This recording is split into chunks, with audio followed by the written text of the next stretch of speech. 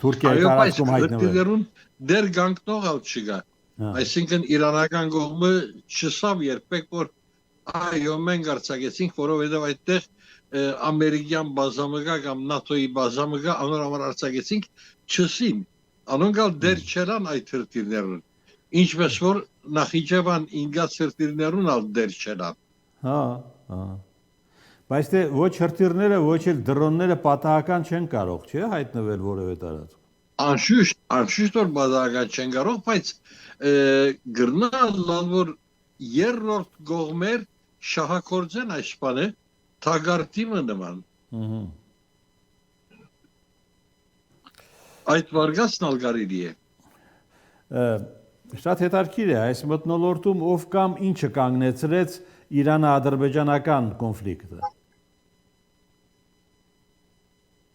Իրանը-ադրբեջանական կոնֆլիկտը իսկապես շատ քեր զգայուն խնդիր մնա, որովհետև գիտենք որ Իրանի հյուսիսային տարածքը ադրբեջանական տարածք է, իրանական Ադրբեջան կգոչվի, մենք հայերենով գսենք ադրբադական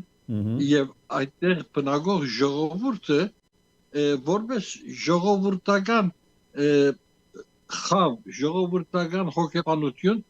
խիստ դարբեր են Ադրբեջանեն, Ալիևի, Բաքուի իշխանութենեն լուրջ տարբերություն կա երկուքի միջև, բայց ինչ ազդակներ անոնք իրարու գրնան ալավելի մոտեցնել կամ ալավելի իրար մե անչադել, այդ մեկը հարցական է։ Զարգացումները գրնան թե այսպես թե այնպես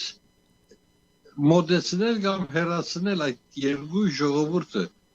Իրանի ադրբեջանի ժողովուրդը շատ խաղաղասեր ժողովուրդ է հիմնականին։ Մենք այդ մեկը ականադես եղանք, անցամբ այցելեցինք մեր այդտեղի առաջնորդարանը եւ առաջնորդ Սրբազանն ալ այդ երաշխիքը դվա, որ այստեղ խաղաղ ժողովուրդ մգա ըսելով մենք այնտեղ հայատյացության նշույլ անգամ չտեսանք, ինչ որ այն երևակայելի պատկեր է Ադրբեջանի Հանրապետության մոտ։ Երկու տարբեր մերձեցումներ, նույն ժողովուրդը, նույն լեզուն, միգուցե նույն մշակույթը կամ նույն գրոնքը, նույն թավանանքը շիայական, բայց մերձեցումներու մեջ լուրջ տարբերություն նկատելի է։